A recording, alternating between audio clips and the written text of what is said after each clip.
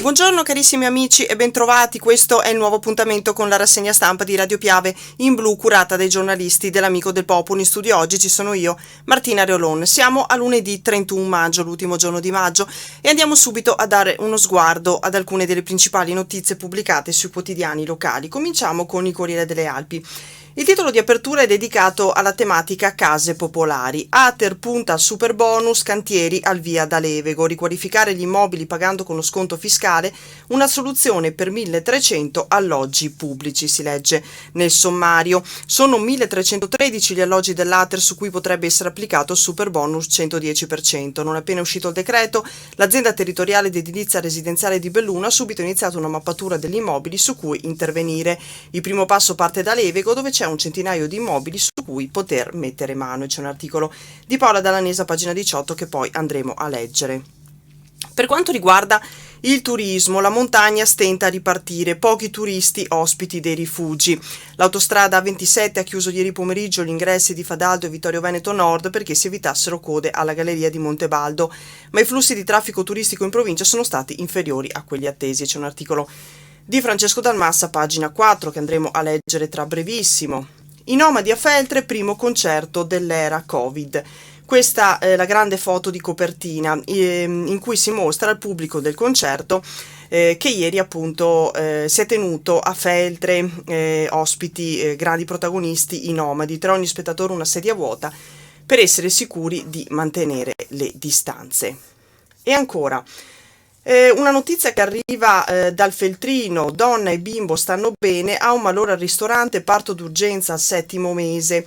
Stiamo parlando di una trentenne di Feltre che era in vacanza a Jesolo, ha subito il distacco della placenta, ora è neomamma e il bebè, sia lei che il bebè stanno bene. Andremo a leggere poi la notizia. Per quanto riguarda i campus estivi nelle scuole, le lezioni e corsi per la socialità, siamo a Belluno. E per quanto riguarda la musica, virtuosismo e pianoforte, Menegardi vince l'Alcan, e andremo a leggere anche qualcosa di questo. Subito ci fermiamo a pagina 4 per la notizia che riguarda il turismo. Delusione in montagna, presenze scarse, si legge nel titolone. In quota c'è ancora molta neve, i pochi rifugi aperti lamentano poco afflusso, ci eravamo preparati per più persone. E c'è l'articolo di Francesco Dalmas che inizia appunto ricordando che l'autostrada A27 ha chiuso ieri pomeriggio gli ingressi di Fadaldo e Vittorio Veneto Nord perché si evitassero code alla galleria di Montebaldo, ma i flussi di traffico in provincia sono stati inferiori a quelli attesi. Abbiamo aperto il ristoro rifugio della Fertazza ancora sabato, ma le presenze sono state inferiori a quelle attese, ammette il gestore Lio Torre, e quassù siamo in comune di Selva di Cadore, si arriva con un'ora di camminate, c'è ancora un po' di neve, considerando il ponte del 2 giugno, tuttavia speravamo in ben altra affluenza. Michele Bastanzetti, che è sci alpinista di Vittorio Veneto, ieri è salito al rifugio Nuvolao con gli sci ai piedi, c'è ancora parecchia neve, ho trovato più di qualche appassionato, i rifugi sono ancora chiusi. Parecchi centauri anche su un itinerario classico, quello del Pordoi, ma meno di quelli che ci si aspettava, dice l'albergatore Osvaldo Finazzer. E sabato, piuttosto che domenica, la funivia del SAS Pordoi ha portato in quota numerosi sciatori che sono scesi lungo il canale della Forcella. Sulle montagne di Falcade ha lavorato con soddisfazione il rifugio La Resei verso il Col Margherita. Altri fine settimana di maggio abbiamo lavorato di più, ammette però il gestore Massimo Franzoi. Poi l'articolo continua per chi volesse approfondire.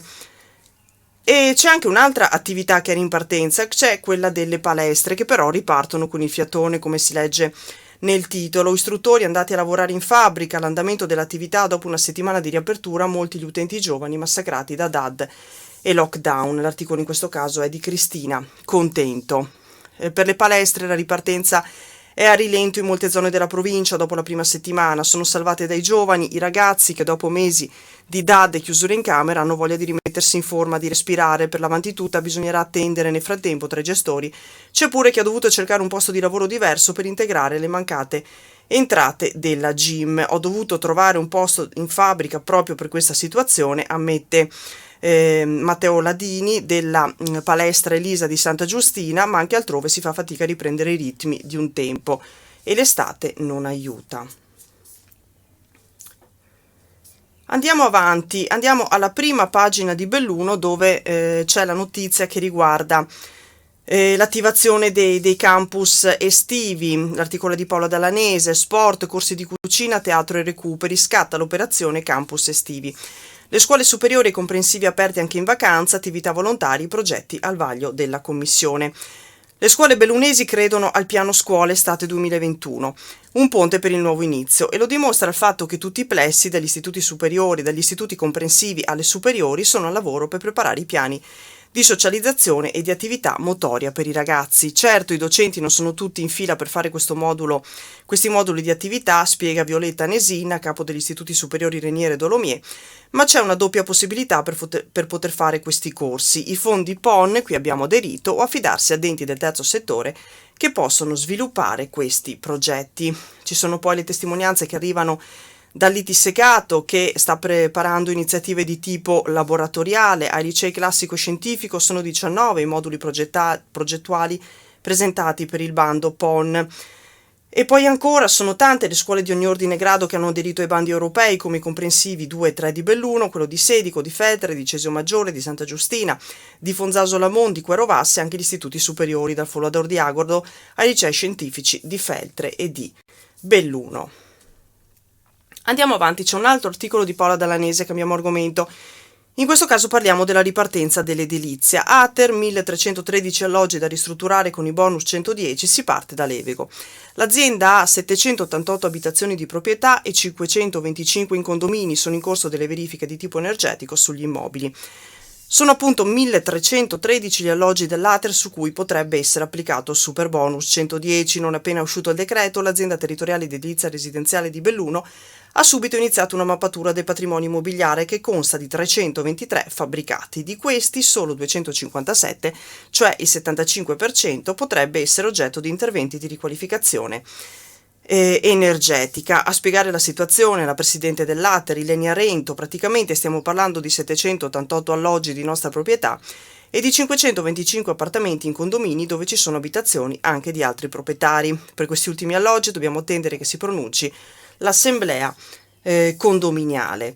Ater ha dato incarico a una ditta specializzata di eseguire una diagnosi energetica su 100 appartamenti e da questa perizia poi costruiremo il progetto di fattibilità.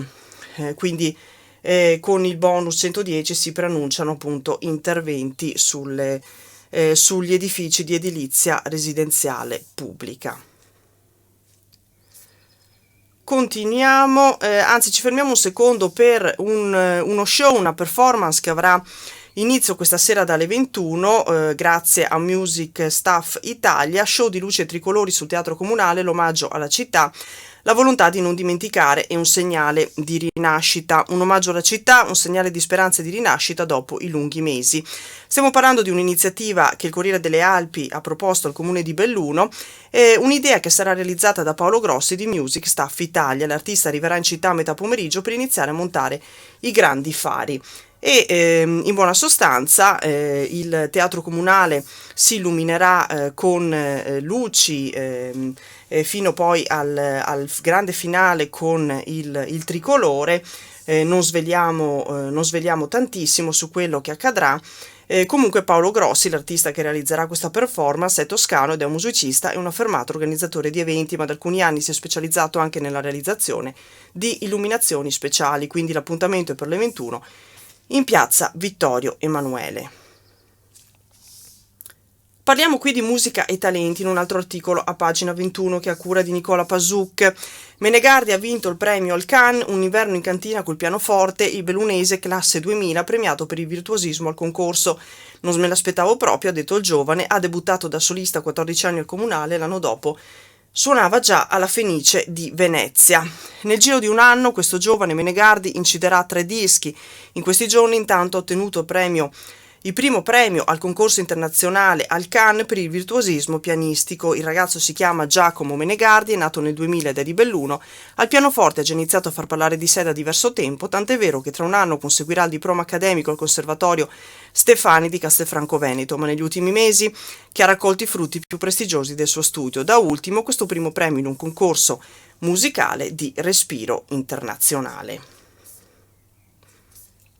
Andiamo avanti e Ci spostiamo, saltiamo tutto un inserto speciale realizzato dal Corriere delle Alpi e ci spostiamo alla notizia, all'incidente di Lamon che ha coinvolto marito e moglie.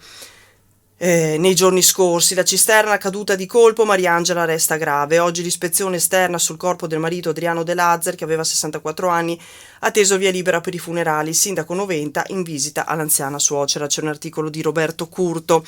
Restano sempre gravi le condizioni di Mariangela D'Agostini, la 55enne coinvolta sabato mattina nell'incidente domestico costato la vita al marito Adriano De Lazer. La donna è stata soccorsa nel garage della casa a Lamon, dove abita la madre. I traumi sono importanti. I sanitari dell'ospedale Santa Maria del Prato di Feltre, dopo il transito nel pronto soccorso, hanno deciso immediatamente il trasferimento nel reparto di terapia intensiva. Lì Mariangela sta combattendo, mentre la comunità di Lamon, di cui è originaria, e di Fonzaso, dove si è trasferita dopo il matrimonio, sono in ansia e fanno il tifo per lei. Per adesso i medici mantengono il più stretto riservo. Alle preoccupazioni per le sorti della donna si aggiunge il dolore per la morte del marito, Adriano De Lazer, 64 anni, che sabato, assieme alla consorte, era salito sull'altopiano per mettere mano alla manutenzione della cisterna di gasolio che si trova in un vano sotto il pavimento del garage. De Lazer aveva realizzato una sorta di impalcatura con un paranco e l'aveva ancorato al soffitto, una soluzione che gli avrebbe consentito di svolgere quell'intervento che aveva in mente. Mariangela era con lui, gli stava dando una mano. Poco distante il figlio Giovanni, anche lui salito a Lamon per andare a trovare la nonna. Sia lui che la sorella sono accuditi dagli zii paterni a Fonzaso. Da quanto ricostruito dai carabinieri e dai vigili del fuoco, l'ancoraggio della struttura deve aver ceduto in modo repentino quanto improvviso, togliendo a marito e moglie il tempo di reagire. Così sono caduti entrambi con effetti devastanti. De Lazer è deceduto sul colpo, mentre la moglie Mariangela ha riportato gravissimi traumi e, come dicevamo prima, oggi la salma dell'uomo sarà sottoposta a ispezione esterna. Poi c'è questa notizia che riguarda una trentenne feltrina. Siamo a pagina 26. Malore al 7° mese, parto in vacanza, in salvo neomamma feltrina e il suo bebè. Si sente male al ristorante a Jesolo, aveva subito il distacco della placenta, eseguito un parto cesareo a San Donà. Donna incinta in vacanza al Lido di Jesolo, si sente male e viene salvata assieme al bimbo partorito a 7 mesi. Una trentenne di Feltre si trovava sabato sera al ristorante Terrazza Bavarese con il marito, è in vacanza sul litorale, ospite di un albergo del Lido. Sabato sera la mamma in dolce attesa si è recata nel noto e folcloristico locale amato dalla clientela quando si è sentita improvvisamente male. Era al 7° mese di gravidanza e non si aspettava certo complicazioni, tutto stava procedendo per il meglio. Dalle visite costanti non erano mai emersi segnali che potessero destare la più piccola preoccupazione. Il marito e i titolari del locale hanno subito chiamato l'autoambulanza quando hanno visto appunto la donna che lamentava folti dolori al ventre. L'autoambulanza è subito giunta sul posto e l'ha trasferita all'ospedale di San Donà di Piave, dove è stato chiamato primario il personale del reparto di ostetricia e ginecologia. Il ginecologo e le ostetriche di turno di notte hanno praticato un taglio cesareo in estrema urgenza. La mamma aveva subito un distacco di placenta, ma nonostante la situazione complessa ha partorito un bimbo prematuro di 7 mesi, poi trasferito da San Donà all'ospedale pediatrico di Padova. Il bimbo è ora al sicuro in un'incubatrice e respira artificialmente, ma è salvo. E anche la donna sta bene, quindi una storia per fortuna finita con un lieto fine. Ci spostiamo all'altro quotidiano, il Gazzettino. L'edizione del Nord-Est apre con un'altra buona notizia: Veneto 0 morti per Covid. Niente vittime in 24 ore, non accadeva da un anno e nessuno in rianimazione, anche il Friuli senza decessi e da oggi entra in zona bianca, stop al coprifuoco. Questa buona notizia quindi per il Nord-Est, che vede la luce, primo giorno senza lutti. Nelle ultime 24 ore nessun decesso in Veneto e Friuli, invariati ricoveri in terapia intensiva. Un anno fa, 2 giugno 2020, per la prima volta dall'inizio della pandemia, il Veneto, dopo 93 giorni di lutti, non ebbe morti da coronavirus. Un anno dopo, ieri, 30 maggio 2021, il bollettino della regione registra lo 0, nessun decesso per Covid in tutto il Veneto nelle ultime 24 ore, ma neanche nessun nuovo ricovero in terapia intensiva. E lo stesso vale per il Friuli Venezia Giulia, 0 morti. È chiaro che l'emergenza non è finita e che si tratta di un bollettino domenicale, giornate in cui si effettuano meno ricoveri, ma il dato, soprattutto quello relativo ai decessi, è significativo. Le restrizioni, i comportamenti, le vaccinazioni stanno sortendo l'effetto sperato. Ricordiamo da oggi il Friuli Venezia Giulia entra in zona bianca. Per quanto riguarda le vaccinazioni, le indicazioni del commissario per l'emergenza coronavirus, il generale Figliuolo, è di aprire le prenotazioni per gli under 40 da giovedì 3 giugno, indicazione alla quale si atterrà anche il Veneto. L'avevo detto ancora una decina di giorni fa, finiti in quarantenni si sarebbe andati su liberi tutti, sottolinea il presidente della regione Luca Zaia. Il guaio, dice però Zaia, che la regione ha le agende piene fino a dopo il 20 giugno e dunque cosa succederà? Se ci saranno regioni che riusciranno a trovare posti nei prossimi giorni per gli under 40, vuol dire che quelle regioni non hanno ancora coperto tutte le fasce di età. Noi in Veneto abbiamo previsto in agenda posti equivalenti alle varie fasce di età con uno scarto del 20%, infatti siamo in cima alle classifiche per somministrazioni effettuate tra gli over 60. Andiamo alla prima pagina di Belluno. C'è la notizia di cui sui giornali si sta parlando ormai da tanti giorni. Il papà, nessuno aiuta Samantha, appello di Giorgio D'Inca per trovare un centro che la ospiti. La ragazza dello scorso dicembre si trova in coma vegetativo. Stiamo parlando della trentenne di Feltre che è in coma appunto dallo scorso 4 dicembre. Il comitato etico intanto assicura il suo caso potrà essere rivalutato al termine del periodo previsto per la riabilitazione. C'è una clinica di riabilitazione disposta ad accogliere mia figlia, qualcuno ci aiuti, è l'appello di Giorgio D'Inca, il padre della trentenne di Feltri in coma vegetativo dallo scorso 4 dicembre. Tutti i centri contattati fino ad ora hanno detto no, io li capisco, visto il minimo marginale di miglioramento prospettato per mia figlia, ma è un passo che dobbiamo fare per attuare le volontà di Samantha sul fine vita. Solo dopo questo tentativo, infatti, il comitato etico potrà rivalutare il caso, ma l'appello del padre va anche ai giovani. Noi stiamo vivendo un dramma, fate il testamento biologico, e c'è l'articolo di Olivia Bonetti. Tutta la nostra comunità prega per la ragazza. Qualche giorno fa il parroco di Mugnai, Giancarlo Gasperini, ha raggiunto la casa dei genitori di Samantha D'Inca. Per qualsiasi cosa io ci sono, ha detto la famiglia. Non si esprime però sul caso, la situazione è complessa. Andiamo avanti, c'è anche qui sul Gazzettino la foto di copertina è dedicata al grande evento, a Feltri, il primo concerto d'Italia, ritorno al passato, firmato Nomadi. E poi ancora musica e poesie per riaprire l'area 51, mette insieme musica e poesia in una giornata finalmente di sole al cospetto delle Dolomiti d'Ampezzo. Il successo è assicurato. L'area 51 di Cortina, locale di ristorazione, punto di ritrovo d'Acquabona, ingresso sud di Cortina, dopo un lungo periodo di chiusura per le difficoltà della pandemia, ha riaperto nei giorni scorsi e ieri nella terrazza all'aperto con vista sulla Tofana si è ricominciato tra musica e poesia. E poi c'è la Naia che torna attuale all'Assemblea degli Alpini, la prima assemblea per il presidente della sezione ANA di Belluno, Lino De Pra, ieri mattina al Palasport de Mas. E da quel parco l'onorevole Roger De Menec ha ricordato che a livello romano si sta lavorando per un modo moderno di concepire la forza armata, sia professionale che volontaria, con proposte valide per i giovani. Andiamo avanti. Capriolo sbuca all'improvviso, schianto con la moto. Dopo incidente stradale ieri nel Feltrino, un centauro si scontra con un capriolo mentre una bicicletta impatta con un'automobile. Fortunatamente per entrambe le persone coinvolte le conseguenze non sono state gravi. Morto sul colpo invece l'animale selvatico. Erano le 11:45 di ieri quando sul rettilineo di Marziai, all'altezza del negozio di Deone Edilizia, comune di Borgo Valbelluna, un 52enne feltrino che viaggiava in sella alla sua Harley Davidson si è trovato di fronte a capriolo maschio. Nonostante la frenata, il motociclista non è riuscito ad evitare l'impatto. E poi ancora, siamo a Falcade in questo caso. Una frana complica il soccorso al gestore della baita dei cacciatori. La richiesta al soccorso alpino è arrivata alle 20:30 per l'infortunio del gestore della baita dei cacciatori a 1750 metri di quota. Rino Darif, 76 anni, era infatti caduto sbattendo la testa. 6 soccorritori l'hanno raggiunto e portato a valle, attraversando anche una frana e un torrente fino all'arrivo dell'ambulanza. Ci fermiamo un secondo alla notizia che riguarda appunto la giovane feltrina, comitato etico Samantha. Il caso si potrà rivalutare.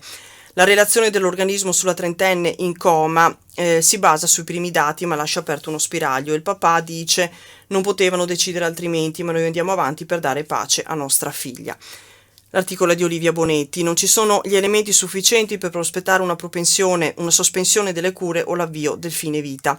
Il parere del Comitato Etico per la Pratica Clinica dell'ULSS, presieduto dal dottor Ermenegildo Francavilla, è stato chiaro sul caso di Samantha D'Inca e Papa Giorgio si tiene a chiarire che non è una guerra tra la famiglia e il Comitato. Fanno il loro lavoro e non potevano concludere altrimenti, visto che viene lasciato un margine di possibile recupero.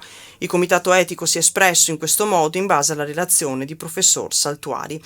Il Luminare, che è anche docente di neurologia presso l'Università di Innsbruck, ha detto che il massimo grado di autonomia che la ragazza potrebbe raggiungere è quello di stare seduta su una carrozzina e deglutire. L'incarico di Saltuari era quello di fare una relazione chiara e lui l'ha fatta, dice ancora il papà della giovane. Sta a ognuno interpretare in modo positivo e negativo, ma ripeto, non è un noi contro un loro, ma la nostra battaglia per fare la volontà di Samantha, e questa battaglia dovrà passare anche per un periodo di riabilitazione. Se dovrà passare per un periodo di riabilitazione lo faremo. Per questo dalle colonne del Gazzettino lancia oggi l'appello ai centri di riabilitazione neurologica che possano accogliere le ragazze in stato vegetativo da 6 mesi.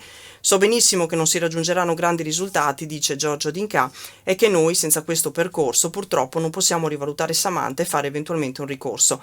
Il nostro obiettivo principale è dare pace a Samantha. Se poi il caso di mia figlia riuscisse a smuovere anche i nostri politici per una legge, vorrebbe dire che Samantha non è morta invano. Questa triste storia arriva poi un appello ai giovani fatto sempre dal papà della ragazza. Vorrei anche lanciare un messaggio ai giovani: fate il testamento biologico. So che magari uno pensa a me non succederà mai e per scaramanzia non si vuole mettere nero su bianco le dichiarazioni anticipate di trattamento, ma dovete tutelarvi se dovesse succedervi qualcosa, perché se no quando succede è un dramma per tutti. E conclude: in questo dramma noi vogliamo ringraziare il nostro avvocato Davide Fenti che ci sta aiutando in questo percorso a ostacoli per dar pace a nostra figlia Samantha. E con questo articolo concludiamo la rassegna stampa di oggi. Vi aspettiamo domattina puntuali alle 8:30 sulle frequenze di Radio Piave e poi anche in video sulla pagina Facebook dell'Amico del Popolo. Intanto, come sempre, grazie a tutti per l'ascolto, un sereno lunedì, un buon inizio settimana e ci rivediamo prestissimo. Grazie, arrivederci.